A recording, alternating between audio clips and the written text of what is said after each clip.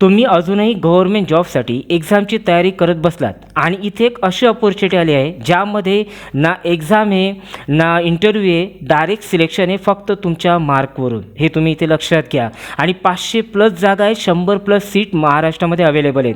हो मित्रांनो, Indian oil corporation limited म्हणजे IOCLमध्ये अप्रेंटिसशिप भरती निघाली आहे. पण थांबा, जर तुम्ही हा व्हिडिओ स्किप केलात तर 100% तुम्ही अशी एक चूक करणार आहात ज्यामुळे तुमचा फॉर्म डायरेक्ट रिजेक्ट होईल. त्यामुळे हा व्हिडिओ पूर्ण पहा आणि अशीच रिअल माहिती आवडत असेल ना तर व्हिडिओला एक लाईक करा, कारण की तुमचा एक लाईक हा यूट्यूबला सिग्नल देतो की हा व्हिडिओ जास्तीत जास्त विद्यार्थ्यांपर्यंत पोहोचवायचा आहे आणि आपल्या विद्यार्थी मित्रांना मदत करणं हे आपलं प्रथम ध्येय आहे, हे तुम्ही विसरू नका. तर त्यामुळे या चॅनलला सबस्क्राईब नक्की करा, कारण की तुम्हाला इथे मिळणार आहे daily government job update, hidden eligibility trick आणि सिलेक्शन स्ट्रॅटेजी. म्हणून चॅनलला सबस्क्राईब करून ठेवा, कारण पुढच्या व्हिडिओमध्ये मी तुमच्या शिक्षणानुसार, तुमच्या अनुभवानुसार मी तुमच्या करिअरसाठी योग्य ती जॉब अपडेट घेऊन येत असतो. हे कमेंट्समध्ये तुम्ही लिहा, मी प्रत्येक कमेंट वाचतो आणि त्याला रिप्लायही करतो. चला आता आपण व्हिडिओला सुरुवात करूया. तर IOCLमध्ये 4 मेन पोस्टसाठी आहे ना अप्रेंटिसशिपची भरती निघाली आहे. तर पहिली जी पोस्ट आहे ती म्हणजे टेक्निशियन अप्रेंटिसशिप, दुसरी आहे ते म्हणजे ट्रेड अप्रेंटिसशिप म्हणजे ITR, तिसरी आहे म्हणजे ग्रॅज्युएट अप्रेंटिसशिप म्हणजे ज्या ठिकाणी डिग्री चालते, आणि चौथी आहे डाटा एंट्री ऑपरेटर म्हणजे जिथे फक्त 12वी पासवाले अप्लाय करू शकतायत. आणि परत मी तुम्हाला इथे पॉईंट रिपीट करतोय की महाराष्ट्रामध्ये 100+ म्हणजे 100+ सीट इथे अवेलेबल आहेत. पण इथे एक महत्त्वपूर्ण तुम्हाला पॉईंट नोट करून देतो की तुम्ही फक्त 1 पोस्टसाठी अप्लाय करू शकणार आहेत. हे तुम्ही इथे लक्षात घ्या. बऱ्याचशा मुलांचं 12वी झालेलं आहे, ITR पण झालेलं आहे, डिग्री पण झालेलं आहे, पण असं जरी असतं त्याशिवाय तुम्ही ना इथे फक्त एका टेक्निशियन अप्रेंटिसशिप पोस्टसाठी तुम्ही इथे अप्लाय करू शकणार आहे. तुम्ही ती विसरू नका. ठीक आहे, चुकीच्या पोस्टसाठी अप्लाय केलं तर सिलेक्शन चान्स कमी होतो, हे तुम्ही ते विसरू नका. आता सर्वात महत्त्वपूर्ण प्रश्न, तुम्ही कोणत्या कॅटेगरीमध्ये येतात, म्हणजे तुमचं एज्युकेशन क्वालिफिकेशन काय आहे, तुमची कॅटेगरी काय आहे, हे तुम्ही कमेंट्समध्ये नक्की लिहा. आणि शिवाय तुम्ही कोणत्या डिस्ट्रिक्टमधून हा व्हिडिओ पाहतात हे तुम्ही नक्की लिहा, कारण की मला पाहायचं आहे की महाराष्ट्रातला कोणता जिल्हा हा सर्वात जास्त ॲक्टिव्ह आहे. जर तुम्ही ITR, डिप्लोमा, डिग्री 12वी झाले असेल तर कमेंट्समध्ये नक्की लिहा.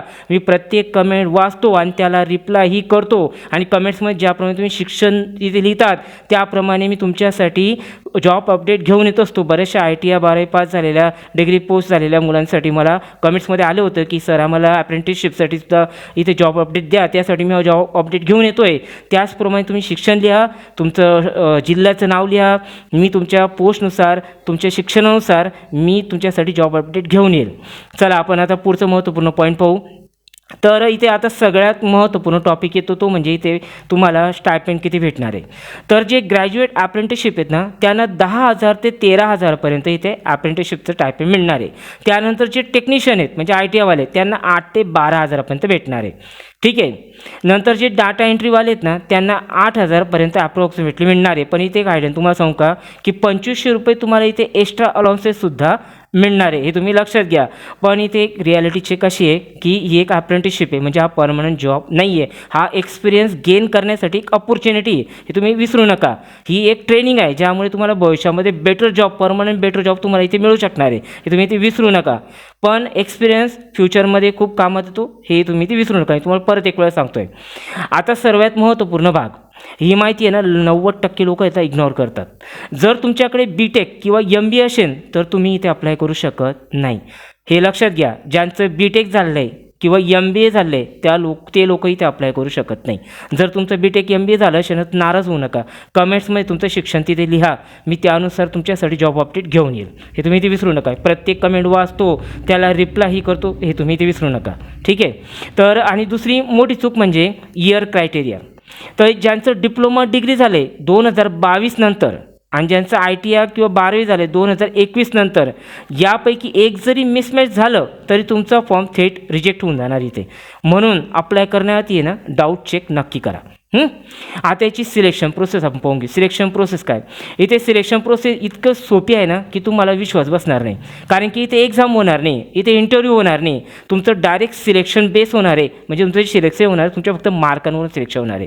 म्हणजे जितके जास्त मार्क तितकं सिलेक्शन चान्स जास्त राहणार आहे. तर इथे तुम्हाला एक फ्लो चार्ट तुम्हाला देतो मी की इथे सिलेक्शन प्रोसेस कशी राहणार.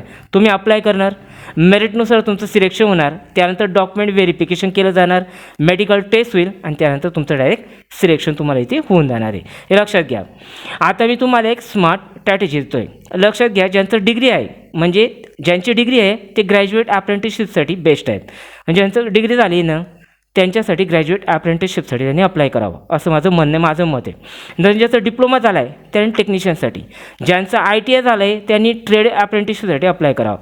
इझी पोस्ट निवडली तर सिलेक्शन चान्स वाढतो, हे तुम्ही ती विसरू नका. स्मार्ट वर्क करा, फक्त हार्ड वर्क करून चालत नाही, हे तुम्ही ती विसरू नका. आता इथपर्यंत व्हिडिओ तुम्ही पाहिला तर कमेंट्समध्ये महाराष्ट्र स्टुडंट मित्रा किंवा MSM टाकायला विसरू नका. मला बघायचं आहे की कोण जास्त पूर्ण व्हिडिओ पाहतोय. ठीक आहे, व्हिडिओला लाईक नक्की करा, शेअर नक्की करा. तुमचा एक शेअर कोणाचं तरी जीवन घडवू शकतो, कोणाच्या तरी करिअरला दिशा देऊ शकतो, हे तुम्ही विसरू नका. एक शेअर केल्यानं आपलं काही बिघडत नाही, हे तुम्ही तर विसरू नका. ठीक आहे. आता याची जी काही ॲप्लिकेशन डेट आहे ना, इम्पॉर्टंट तारीख ते आपण पाहून घेऊ. तर ॲप्लिकेशन स्टार्ट झालं 11 मार्च 2026 पासून. याची जी शेवटची तारीख आहे ना ती 26 मार्च 2026 आहे. लक्षात घ्या, स्टार्टिंग डेट आहे 11 मार्च 2026 आणि लास्ट डेट आहे 26 मार्च 2026. ठीक आहे, लास्ट डेटपर्यंत वाट पाहू नका.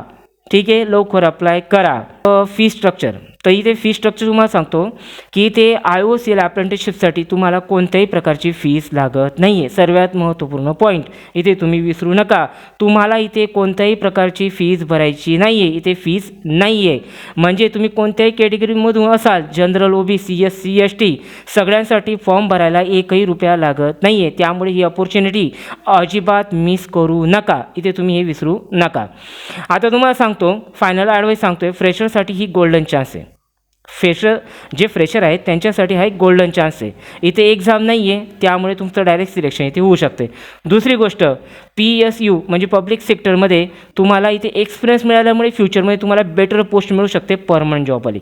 पगार ज्याप्रमाणे एक्सपिरियन्स असतो त्याप्रमाणे पगार वाढतो, हे तुम्हाला सर्वांनाच माहिती आहे. पण लक्षात ठेवा, ही एक अप्रेंटिसशिप आहे, म्हणजे ही जॉब गॅरंटी नाही आहे. इथे तुम्ही एक्सपिरियन्स गेन करता, एक्सपिरियन्स तुम्हाला मिळणार आहे आणि त्या एक्सपिरियन्सच्या बळावरती तुम्हाला फ्युचरमध्ये बेटर जॉब इथे मिळणार आहे. जर आता तुम्हाला मी सांगतो की जर तुम्हाला अशी रिअल आणि हॉनेस्ट माहिती हवी असेल ना तर महाराष्ट्र स्टुडंट मित्राला आत्ताच सबस्क्राईब करा, लगेच सबस्क्राईब करा आणि त्याच्या बाजूला बेल आयकॉन आहे, त्या बेल आयकॉन क्लिक करून ऑल ऑप्शन सिलेक्ट करा. म्हणजे मी कोणत्याही प्रकारचं तुम्हाला जॉब अपडेट दिला की तो जॉब अपडेट सरळ तुम्हाला पहिलं नोटिफिकेशन तुम्हाला मिळणार आहे. ठीक आहे, नाहीतर तुम्ही महत्त्वपूर्ण अपडेट मिस कराल, हे तुम्ही ते विसरू नका. दुसरी महत्त्वपूर्ण विनंती अशी, हा व्हिडिओ शेअर करा, व्हिडिओला लाईक करा. व्हिडिओला लाईक केलं तर यूट्यूबला सिग्नल जाईल, जास्तीत जास्त मुलांपर्यंत, विद्यार्थ्यांपर्यंत हा व्हिडिओ पोहोचेल. ठीक आहे, एक शेअर केला, कोणाला मदत झाली तर त्याचं करिअरला दिशा मिळेल, त्याचं भविष्य घडवण्यात तुमचा महत्त्वाचा वाटा राहील. तर काही प्रश्न असले, तुम्हाला माझं एक शेवटचा सांगणं आहे की जर तुमचे काही प्रश्न असले तर ते कमेंट्समध्ये नक्की टाका. मी प्रत्येक कमेंट्सला उत्तर देतो, प्रत्येक प्रश्नाला उत्तर देण्याचा प्रयत्न करतो आणि प्रत्येक कमेंट्स मी वाचतो, हे तुम्ही ते विसरू नका. त्यामुळे चॅनल